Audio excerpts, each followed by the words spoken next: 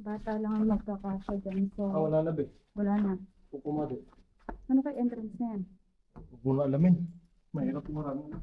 Okay. Ito na naman ako, guys. Masarap pa. Hindi siya pwedeng pasukin. So, hindi namin alam kung ano yun. Baka At saka- pinagmiminahan to dati. Baka nga, ano. Dito yata ang exit, oh. Saan? Hindi ka nagbabasa. Ano? Ito ang exit yata, oh. Hindi, dito. Dito galing. Yun nga ang exit na talaga. Dito na pali.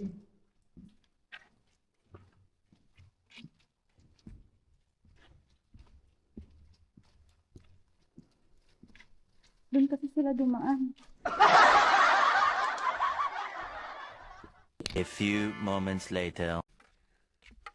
Doon pala ang experience, grabe. Mabuti na lang, may nakasabay kami na dalawang yung foreigner doon sa loob. Kasi kung nararamdaman ko yung asawa ko nakikipag-unahan na sa akin lumabas.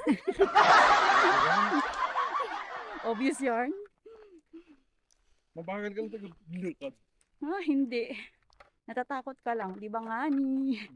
Di ba nga ni? Ang aking chef. Chef? Hi, chef. May mapupunta Ayan. mamaya. Ang sama lang yan, baka matalsikan yung ano mo. Hindi Kaya ako kaya? nang gigigil nga ako sa babae ni. Sabi ko baka po pwedeng mamaya ni. Oo, Pero yun lang. pwede. So yun guys, nakaluto na si Jowa.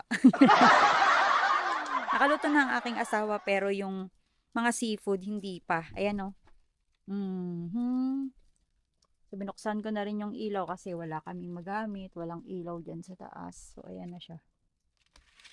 Ano kami dito? Boodle pipe. Boodle pipe na lang. So ito na lang isasalin ko dito. Lumamig nga lang. Hmm? Mamig.